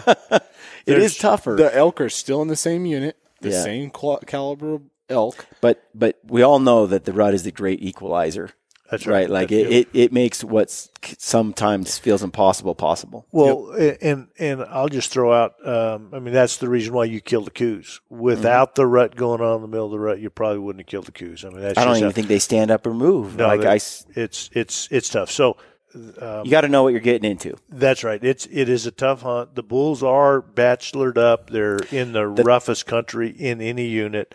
But we're there. So. But you get out there and you realize, wow, this is like a man's hunt. Yeah. You know what I mean? Yeah. That sort of reminds me of third season Colorado with Anthony and Brock. Some were trying to get on elk. We were contending with rifle hunters. Right. But it was hard they're tough to find, man. They're laying low and they're running to private a lot too. Right. And they know where safety is. You could hunt a whole week and see one elk. And then good luck getting in bow range. Yeah, you will see elk. You'll see good numbers of elk. A lot of our upper end bulls in these units, some of them go to the reservation. They go to national parks. We don't have a lot of private property for them to escape to, but they do go, and some of them go out of the unit. But in most of the units, you will see a good number of elk. But your guy, John, he's getting shots. Oh, yeah, he got shots for sure. Yeah. We were glassing, elk every prime time. You would varmint call in the middle of the day when stuff ain't going good. You know what I mean? Fill your void. And then at night, you're back in the game. Yeah. The days are, shorter. You know what I mean? You lose like an hour and a half on the front end and an hour and a half on the back end. So you're less, like 3 hours. So there's not that much time in the middle of the day like during a September archery elk hunt where you're going back to camp, sleeping, resting. You know what I mean? Yeah. All your rest is at night. All day long, you're hunting. There's not like that midday where you're like, what am I doing? Let's go eat, whatever. So let's say you're a guy that wants to draw a really premium tag in Arizona. Mm-hmm. What's your strategy? And if you go for these lesser tags, you can't. Once you use your points, you can't keep collecting points. That's right. Yeah. Once you draw a tag, your points are gone, except for your permanent and your loyalty. Right. So you kind of have to decide which guy you are. Well, and to me, this is the reason why I like Arizona draw strategy is you can do both in the same given year. Okay, so your first choice, you put in for a Unit 10 or a Unit 1 or, September archery. Shoot for the moon on your first hunt. And then your second choice, on the application on your second choice, go into whatever hunt that you would be comfortable with, the lesser hunt that you would be and that gives you the best draw opportunity. But you could draw your first choice. You could do an early archery hunt first choice and a late archery hunt second choice. When you get up in those upper points, you need to be a little careful with your points if you want to. So it's it's like when you have no points, shoot for the moon. But once you start getting a few, don't put your second choice in to be something that you're not really gunning for. Yeah, with people with points, we'll talk to them a few times a year. Like, are you sure I'm doing it right? And that's where we tell people to buy point guard. So say if you messed up on a number on your application and you drew a cow tag over, let's talk about that trophy bull tag. Use your point guard. You can only use it one time in a cycle. So if you've been putting in for 10 years and your grandma passed away and you can't go on the hunt or whatever, you would use your point guard. So let's say your grandma passed away. Okay. So you have point guard.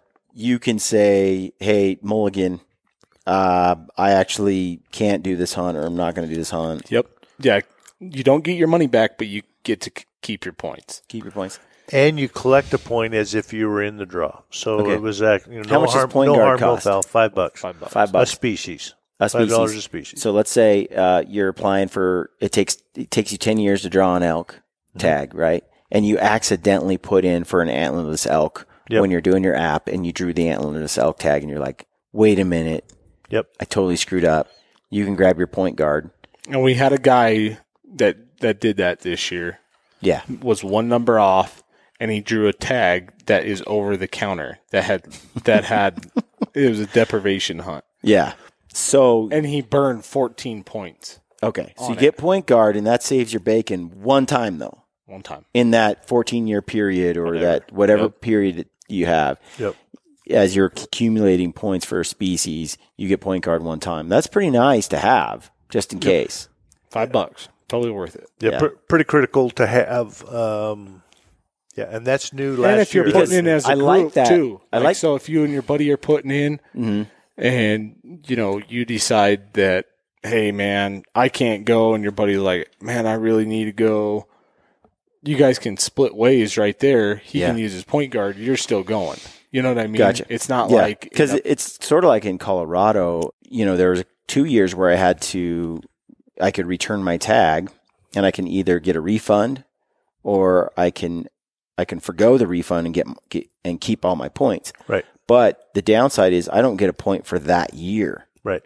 And so I did that 2 times. Suzanne got cancer once, and the other one was related to that. I had to bail on that hunt. Yeah. But I actually put in for 8 years, technically, but only had 6 points when I drew the tag I wanted. Oh. Because you didn't get granted a point on those years, you returned it. Right. So this is nice, where if you do this in Arizona, you still get a point too.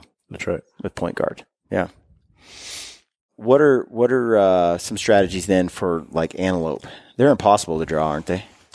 Unfortunately, I mean, they're almost, a lot of our good units are almost like sheep draw stats. I mean, they're tough. Our antelope are tough. Our rifle hunts are exceptionally hard to draw. Archery, little easier, but for me, it's $15. If you've already put $160 in for a non-resident license, you're applying for an elk tag.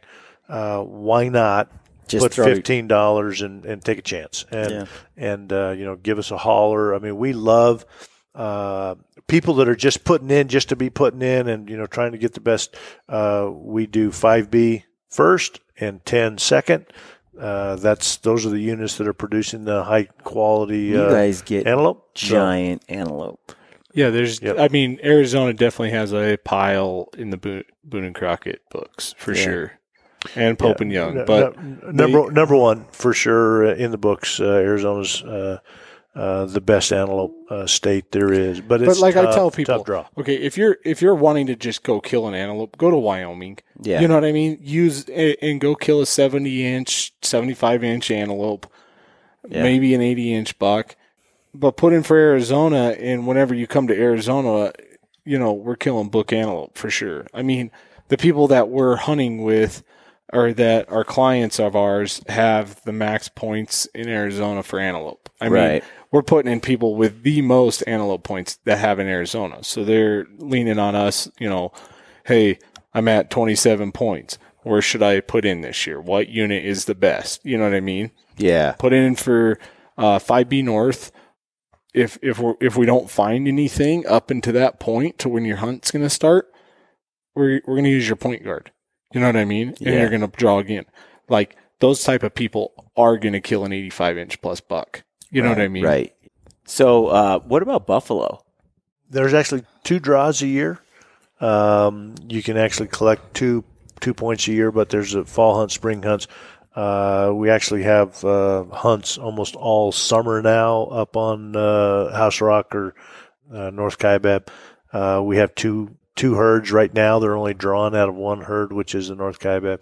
Unfortunately, most of our buffalo are in Grand Canyon National Park and really not huntable. So you might draw a tag and not have a lot of opportunity to harvest because they don't ever come out of the park.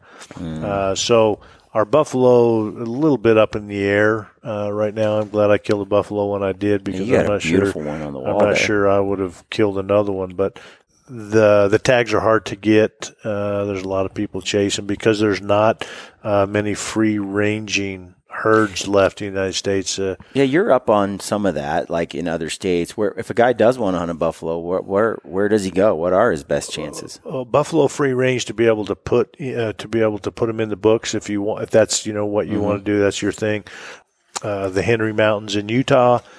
Here, of course, in Arizona, on the north rim of the Grand Canyon or the Kaibab. I think there's Wyoming still some Wyoming and Montana. Yeah. And I'm not up on the Wyoming, Montana deal, but I know southern Utah. Yeah, the Henry Mountains has a. Those are tough tags, though. Tough tags. I think Wyoming actually has a cow tag that's fairly easy to draw. Could be, of course, the push is to, kill our big bulls, and it's unfortunate. I mean, there's a lot of. The Park Service right now wants to get them out of Grand Canyon National Park, and so they're actually even talking about, letting government hunters go in and harvest them, cull them out, which is unfortunate because you have hunters that have been waiting 30 plus years for a tag, and they would pay to go in, but they pay a lot to go in the national park, but it's against the law to go in the national park to kill them. And so we're trying to get that figured out, and the Park Service is trying to give us the opportunity to be able to do that. But right now, the game is you have to wait for them to come out of the park, and the success is fairly low, unfortunately. What do you guys know about rifle coos deer hunts? There's rifle coos deer hunts in Arizona. Yeah. Oh, I'm just kidding. I mean, October, November, December. There's 3 different seasons. Of course, most of them down south. December hunts are obviously harder to draw. The first hunt, there's leftover tags, a lot of leftover tags for the first season. People that are really into coos, some of them, they like that first season because they can scout them. They're in their summer pattern, even though they're not up and going a lot. They're taking some good bucks on the early first hunt in October. But most people prefer the late December hunts where they're just starting to rut. Our guides love coos deer. Yeah, I know. Love coos deer. And they'll guide coos deer hunts. I've actually guided 2 coos deer hunts in my life. Look at you, John. I know. Yep, 35B down south, close to the border, Patagonia area. Did you go through Patagonia? No. All right. So that lessens half the units. I know where you're at. And if I did, I wouldn't tell you. So right. That was a trick question. You didn't see it coming. So, yeah, both of them filled coos deer. I've shot 1 coos deer buck in my life, and 6B right out here in Flagstaff, probably 30-minute drive from here. I shot a coos deer buck, 6B with my rifle. But, yeah, I mean, there's coos deer right here on Mount Eldon, like this mountain right here, like 5 minutes one thing from I think Kevin's house, there's coos deer. That's completely undervalued is the Coatimundi. Telling you, they're a difficult quarry right there. That's a challenge. Lampers and I, we gave it our all. We tried really hard to get one, and it's not easy. It's like trying to hunt a bobcat spot and stock. Yeah. Yeah, they're tough. So I've heard though that when you like they'll be like behind the McDonald's down the road in Phoenix, so and like there'll be 30 of them, so or trooping through someone's neighborhood. But try and find them in the wilderness. It's like saying there's a whole bunch of big bulls in your yard in Evergreen, Brian. Well, great. Yeah, but you put a bow in my hand and put me in the mountains and they're a lot harder to find. Yep. So what other opportunities are here in Arizona? Bird hunting? There's quail. Quail hunting's fun. That's going on right now. We did that bunch of that down south. It was unreal. There were quail everywhere. Yeah, the quail hunt goes from like middle of December to middle of February. I mean, you're looking at a 4-month season. So, I mean, the quail, our quail numbers are down this year because of the drought. And stuff we've had. Our numbers are down, but the seasons are long. The duck hunting down south was good too. Uh-huh. Duck hunting, all the bird hunting was pretty impressive. There's turkey tags over the counter. There's over the counter mountain lion tags. Man, there's a pile. I mean, if you want to hunt, there's over the counter bear hunts. I don't picture Arizona as a bear state. No, it's good, man. I've shot 2 bears over the counter with no dogs, just glassing. There's quite a bit of bears around here, around Flagstaff. Mm-hmm. So if you want to come hunt bears over the counter, if you want to hunt mountain lions, we use dogs for mountain lions. Yeah. But yeah, there's something to hunt in Arizona.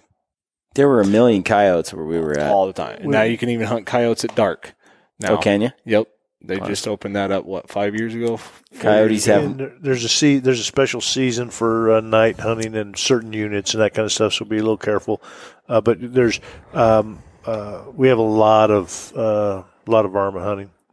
Whether that's bobcat. A lot of states you can't shoot bobcat, but here in Arizona they are a predator, so you can shoot bobcat, coyotes, lion with a tag, unlimited. Have you had mountain lion? So yes, that's this good. Year, Adam Greentree shot a mountain lion and brought it into the office at Mountain Ops and Gritty Studio there. And mountain lion's really good. It's really good. It's like pork. It's real good. Yeah, real light, white meat. So is Coatimundi. I'm telling you, really, it's white. I thought it's funny because they're supposed to be somewhat related to raccoons, and so the meat's kind of purple. Yeah, it's got a purple flesh, dark red purple flesh, and what they had, Would you eat a raccoon? Raccoons eat a lot of like fish and shellfish and things like that. And I heard from Hank Shaw, you can cook them and stuff. It's not his favorite. It's not a meat he really likes that much. But and that's why he kind of turned his nose up on the because he's a wild game chef on the Coatimundi, because just kind of made an assumption. But as I skinned it out and was preparing the meat, it turned out to be like a bright white meat. And he was like, "Wait a minute, this is I didn't think it would be a white meat." And then as we cooked it, it turned out to be really good. So interesting. Like chicken. I was lucky enough to kill a sheep this year, and it's real light white. I mean, almost like a pork color, not quite as white as mountain lion, but is it good? Really? Yeah, real good. Put it on the trigger. Still have a bunch of it left, but all the backstrap and tenderloins you put on the trigger.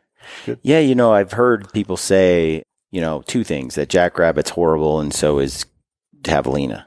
Like it's not good. Oh, man, we ate it a couple of times down there. And it was some of the best meat in camp. So and people said bear is horrible, and my bear was awesome. Yeah, I think bear is one of the best meats there is. It's more like beef than any other big game I've ever eaten. But I think the reason for that is because some bear sucks. Some bear is awful. Like my Prince of Wales bear that I shot a couple years back.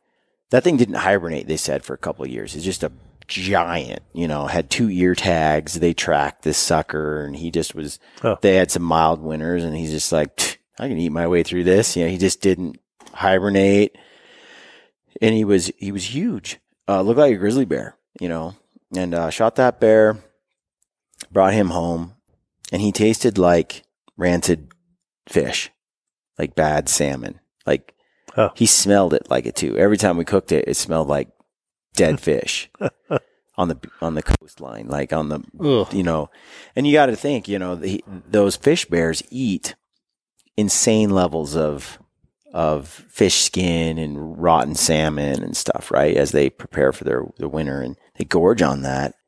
You know, they pick up and they store that. I mean, you are what you eat, you know, and so I have not been able to eat it and actually, you know, find it be good. I tried it a million ways and gave up on it. Whereas some of the inland bears that are eating like sweet onions and berries and all of that, blueberries, huckleberries, they taste awesome. Huh. So I think it just depends, but my thoughts on javelina are totally different. Totally different. Those some of the best backstrap I've ever had. So We need to learn how to prepare them because they stink to high heaven when you shoot them. yeah, I hear there's like a Buffalo brand on their back. Buffalo was awesome. Chris Buffalo's very good. Barreras Yeah. Buffalo's very good. shot a buffalo up on the Kaibab 2 years ago? Last year? 2 years ago. 2 years ago. Gave me some of his buffalo. Dude, that was phenomenal. I think that's kind of a given, John. Like, Dude, kinda I don't know. all- I've never tried it before besides like buffalo jerky, and that was it. But it's good. Yeah. Yeah. I'd say buffalo's right up there. elk is phenomenal. So do you guys have any, you know what though? You know, having hunted elk and had a lot of elk in the freezer and having hunted a lot of whitetails. Yeah. I think whitetail's better than hand elk. down. Yeah. I think it's better than elk. Yeah. Especially when they're corn-fed, agriculture field whitetails. Our mule deer here is not that good, Yeah, you know, mule deer seems but to. Colorado buck is awesome. Yeah, I agree. There's a difference in what they eat. Yeah. Colorado. I think the time of year also, because when you shoot, like South Cox kills a lot of them in velvet. Yeah. In August, and he mentioned to me years ago that, you know, it tastes a little better, he thought, than the bucks in rut. So I imagine there's something in that, but most of the big game that's out there, I think, is when people don't like it, it's because it's not cooked properly. And when I had Hank Shaw on the podcast last year when he was in camp with us, and he spoke to us about the difference between domestic animals and wild game. And wild game really has very little fat on it, with the exception of a few species like bear, buffalo.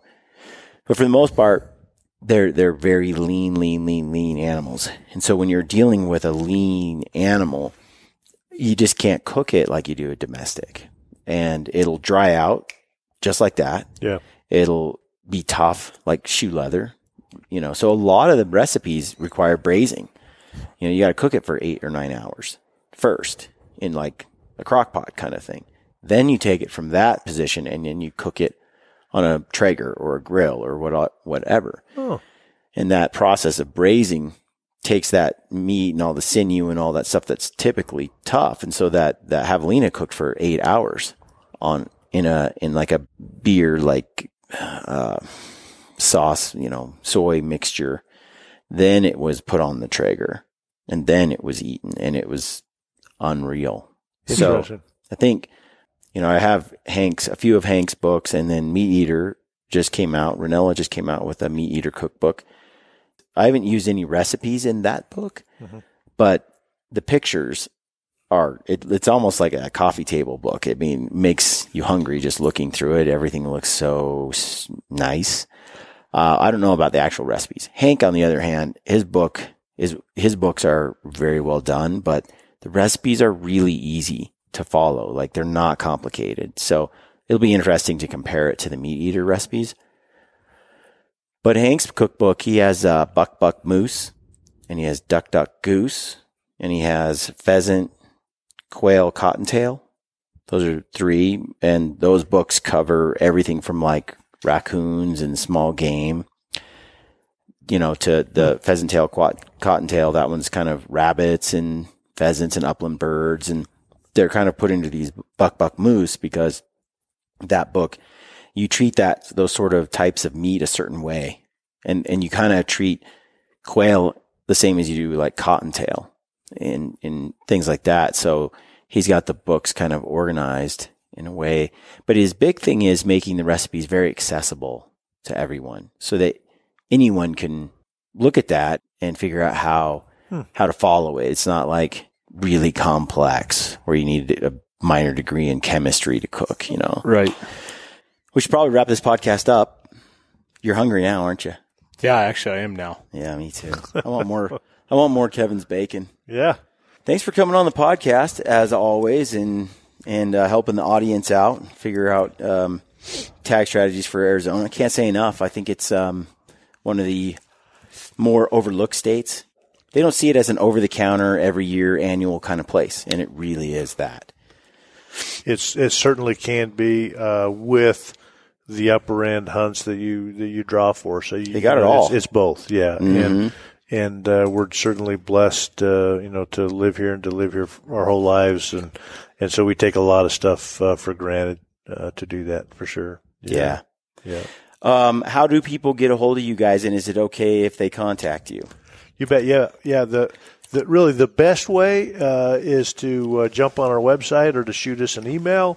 There's a contact page you can click on, and it'll automatically send us an email. Yeah. So our webpage, HIGHPOINTOutfitters.net, HIGHPOINTOutfitters.net, and shoot us an email. And actually, our email address is shoot, so SHOOT, shoot at HIGHPOINTOutfitters.net, or go to the contact page and shoot us an email. And you guys get a lot of questions, but you're really good about answering them. And Kevin's a stud. And our phone numbers are on there. Give us a call. Give us an email. I mean, the easiest way for us to deal with, especially draw strategy, because we have to get some information and stuff from people, is email. But give us a call as well. Our phone numbers are on the website too. And you guys are always, you got your guides, you got you guys own, but you got guys that are running the show and that you've been working with for years that'll help a new guy figure out the place, or an experienced guy, you'll put them on the biggest critters. We are very, very fortunate. We have phenomenal guides that guide for us. They're exclusive to us. They're the only guide for us. We've hunted with all of our guides. We know all of our guides intimately. It's just a fun, they're great people, fun team. And John and I can't do it without our guides. So I'm glad you said something there. We certainly want to give a shout out to our guys. They're phenomenal, and they're not drunk at camp. They're not drinking at camp. They're professional. Have them over to the house. I mean, they're awesome guys. They set up good camps. John and I can't be in every camp because we're guiding in other units. We can't, and so all of our guides, we're very comfortable that all of our guides are the face of our business, just like we are, and they do a great job. So. Yeah, and it's funny because maybe it was 5-6 years ago, Anthony came down here, and he's very reluctant to deal with any guides, but because you're my uncle, and you're not really like a guide, he's like, I could reach out to Kevin and pick his brain, and he ended up going out and hiring John to help him go and get his daughter a bull. And he had tried to do it without any help for a number of days, and just struggled. Yeah. And then he's like, but he knows he's got ability. It's just the time. Yeah. And so he hired John, and he's like, man, it was worth every penny to have John come along for a couple of days and teach me, what he spent a lifetime, learning. Yeah. I think that's really the thing with having the services of someone come along, and the downside is the cost. Yeah. Right. It's your time is valuable. And so it costs someone money to have your services. But, for Anthony, what he was surprised to find out was that it was worth the money. He would gladly pay it. So my question is what is it, just a ballpark figure? What is it that a guy can expect? What's his budget need to be like in order to have someone like you help him? And the emails and the conversations and the tag strategies, all of that, that's just free. It's just you being a good Samaritan and helping other hunters and sharing your knowledge. But when a guy does draw a tag, and if he wants your help, then it comes down to, okay, here are some options. Yeah. And, species by species, a little different. It depends on what unit they're in, and that kind of stuff as well. But, generally, most of our hunts run $5,500 for a 7-day hunt, fully outfitted, one-on-one. We take care of all the camp and food. If they wanted to do their own camp and food, we're $4,500. Okay. And that's generally what most of our hunts are. Some of our deer hunts, were a little cheaper than that. Some of our, prime elk hunts were a little more expensive than that. Our antelope hunts, were a little cheaper than that. So, but generally that's about the $5,000, $4,000. Yeah. Over the counter archery hunts were a little cheaper on, but I mean, Yep. every hunt is different. So every hunt's different. And some people want 2 guides out there for one hunter. Some people want, we offer scouting packages for DIY people if they just want to, get knowledge on where to camp, where to hunt, where the bulls spend their nights, exactly, and evenings and all that mornings type of stuff. Where to glass from. We'll talk to them throughout their hunt. That's kind of what Anthony did. Our scouting packages are awesome. So a lot of people have had success off of them. A lot of people enjoy them. Great feedback from them.